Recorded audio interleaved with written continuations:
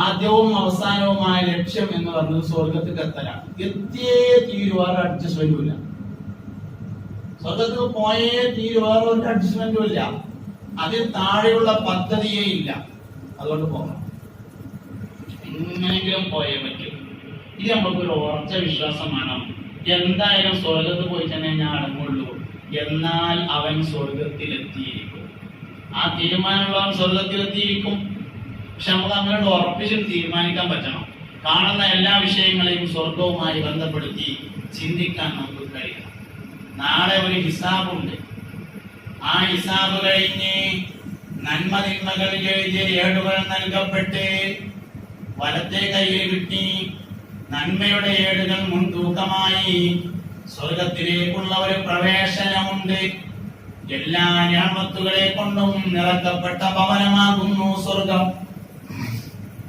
സഹാബത്ത് നബിയോട് എപ്പോഴും സ്വർഗത്തെ പറ്റി ഇങ്ങനെ ചോദിക്കും, നബിയെ, സ്വർഗത്തിലെ സ്വർഗാവകാശികൾക്ക് ധരിക്കാനുള്ള തുണികുപ്പായും അത് അള്ളാഹുവിനെ പടക്കുമ്പോ തന്നെ ഇങ്ങനെ തുണികുപ്പായും ആയി പടക്കുകയാണോ, അതോ അവിടെ ടൈലർ ഇരുന്നിട്ട് ഇങ്ങനെ അടിച്ചുണ്ടാക്കുകയാണോ എന്നൊരു സഹാബി. ആ ഹദീസിനെ നമ്മളെ മലയാള ഭാഷയിലേക്ക് കൊണ്ടുവന്നതാണ്. കറക്റ്റ് വാക്കല്ല എന്ന് കൂട്ടിക്കോളി. എന്നാലും ഈ ആശയത്തിൽ ഒരു സഹാബി ചോദിച്ചു, അതിങ്ങനെ ഉണ്ടാകുക അള്ളാഹുവിനെ പഠിച്ചപ്പോ തന്നെ അങ്ങനെ അത് അവിടെ ആരെയും തുണികുപ്പായും ഇങ്ങനെ ഉണ്ടാക്കുകയാണോ? മറുപടി എന്താ മറുപടി? സഹാബ, സ്വർഗത്തിൽ ഒരു മരമുണ്ട്. ആ മരത്തിന്റെ താഴ്ഭാഗത്ത് സ്വർഗാവകാശികൾക്ക് ധരിക്കാനുള്ള ആഭരണങ്ങൾ വിരൽ കൊണ്ട് തോണ്ടിയെടുക്കാവുന്ന തരത്തിലുണ്ടാകും. ആ മരത്തിന്റെ മുകൾ ഭാഗത്ത് സ്വർഗാവകാശികൾക്ക് ധരിക്കാനുള്ള വസ്ത്രങ്ങൾ കാഴ്ച നിൽക്കുന്നതാണ്. സ്വർഗാവകാശികൾക്ക് ധരിക്കാൻ വേണ്ടി നൽകപ്പെടുന്ന വസ്ത്രം പട്ടുവസ്ത്രമാകുന്നു എന്ന് വിശുദ്ധ ഖുർആൻ. അങ്ങനെ ഒരാൾ ചോദിച്ചു, നബിയെ, സ്വർഗത്തിലെ വീട് എങ്ങനെയുള്ള വീടായിരിക്കും? സ്വർഗത്തിലെ വീട് എങ്ങനെയായിരിക്കും? മുസ്തഫായ നബി സല്ലല്ലാഹു അലൈഹി വസല്ലം പറഞ്ഞു, സ്വർഗത്തിലെ വീടുകൾ ഉള്ളു പൊള്ളയായ ഒറ്റമുത്തിനാൽ ഉണ്ടാക്കപ്പെട്ടതായിരിക്കും. ഉള്ളു പൊള്ളയായ ഒരു മുത്തുകൊണ്ട് ഉണ്ടാക്കിയതാണ് എന്ന് പറഞ്ഞാല് ഹോളോ ബ്രിക്സ് അല്ല, കാരണം അത് മുത്തല്ല. ഉള്ളു പൊള്ളയാണ്, പക്ഷെ മുത്ത് കൊണ്ടുണ്ടാക്കിയതാണ്. 40 വീടുകൾ ചേർന്ന ഒരു വീടായിരിക്കും. നമ്മുടെ നാട്ടിലൊക്കെ ഇപ്പൊ അടുത്ത കാലത്ത് രണ്ടാൾ കൂടിയിട്ട് ഒരു പേരായിട്ടുണ്ട്.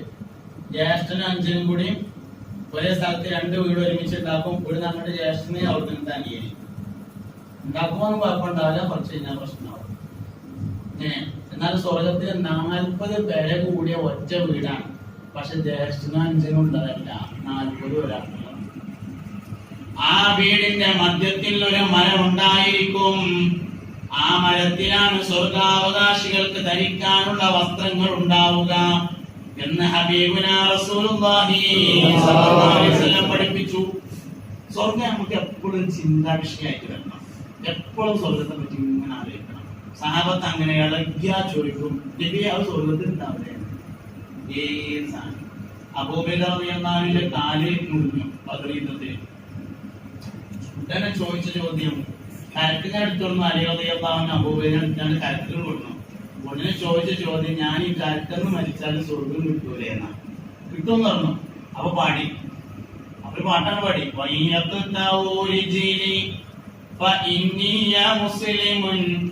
وأرجو بي عيشا من الله عاليا وألبسني الرحمن من فضل مني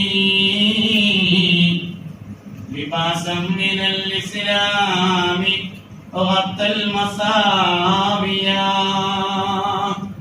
سيدنا أبو بكر الجراح رضي الله عنه. ഇങ്ങനെ ഇലക്കിയവർക്ക് സ്വർഗത്തിൽ ഉണ്ടാവില്ലേ, സ്വർഗത്തിൽ കിട്ടൂലേ എന്ന ചിന്തയായിരുന്നു ഉണ്ടായിരുന്നത്.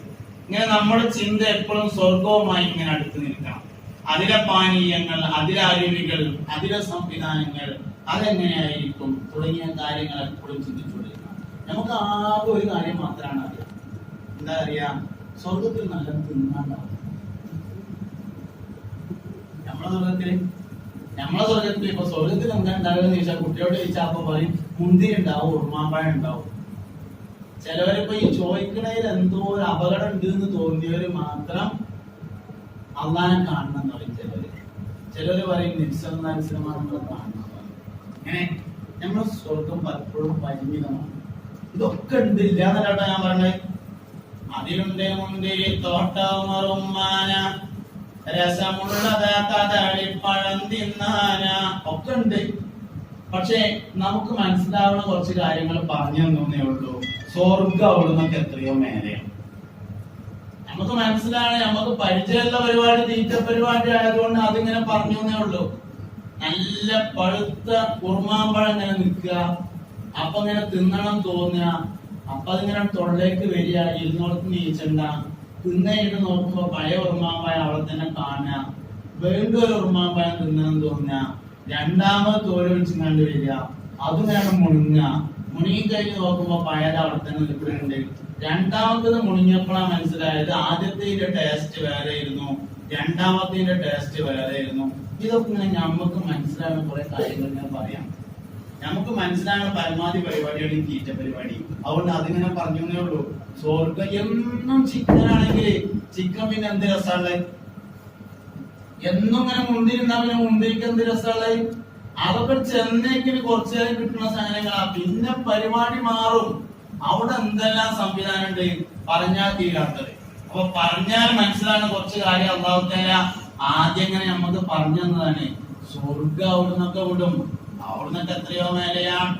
ഒരിക്കൽ നബി സല്ലല്ലാഹു അലൈഹി വസല്ലം തങ്ങളുടെ ഹദറത്തിൽ ഒരു സഹാബി വന്നു, കുറേ ദിവസം അടുപ്പിച്ചു വന്നു. എന്നിട്ട് നബിനെ ഇങ്ങനെ നോക്കൂ, രാവിലെ വന്നിട്ട് കുറെ നേരം ഞാൻ നോക്കിക്കും, അതിന് മുമ്പ് വൈകുന്നേരം പോകും, പിന്നെയും പിറ്റേന്ന് വരും, നോക്കി ഇങ്ങനെ നിൽക്കും, വൈകുന്നേരം പോകും.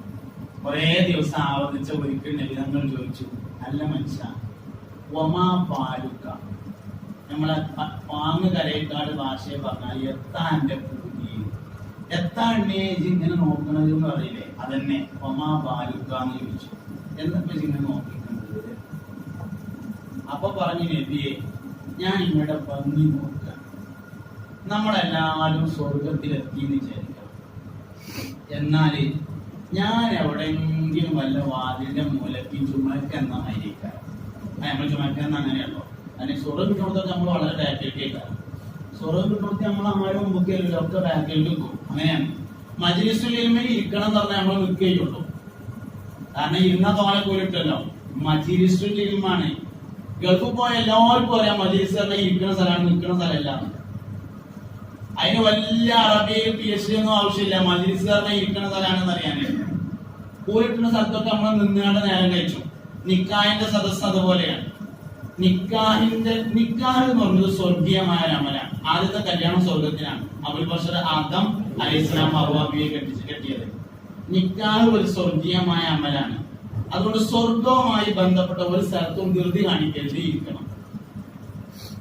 ഇപ്പൊ നമ്മള് വയറ് കേൾക്കാണ്, അല്ലെങ്കിൽ നമ്മള് ബസ്സായി കേൾക്കാണ്, ഖുർആൻ ക്ലാസ്സിൽ കേൾക്കുമ്പോ ഒരു ഫോൺ വന്നു അത്യാവശ്യമില്ല, എന്നാ അറ്റൻഡ് ചെയ്യാൻ പ്രശ്നമില്ല. പക്ഷെ ഉടനെ എഴുന്നേറ്റ് ഓടരുത്. കുറച്ച് കഴിഞ്ഞതിന്റെ ചൂടൊക്കെ എന്നാണ്ട് ആലോചിച്ച് ആകാശമൊന്നും ചാടിയിട്ടുണ്ടാവില്ല, ചാടി നമ്മളറിയും. പിന്നെ ഫോൺ എടുക്കാൻ നേരമൊന്നും ഉണ്ടാവില്ല. ഏതൊക്കെ അത്യാവശ്യം സംഭവിച്ചിട്ടുണ്ടെങ്കിൽ തന്നെ ഇനിയിപ്പോ ഇവിടെ നീച്ച് വണ്ടിയിട്ട് പ്രത്യേകിച്ച് ഒന്നും സംഭവിക്കാനൊന്നും പോണില്ലല്ലോ. അപ്പൊ അത് ഈ ഇൽമിന്റെ മജ്‌ലിസിൽ ഇരിക്കുമ്പോ ഈ സാധനം കിണിയെന്ന് പറഞ്ഞിരിക്കുന്ന സാധനം ചെയ്താനാണ്.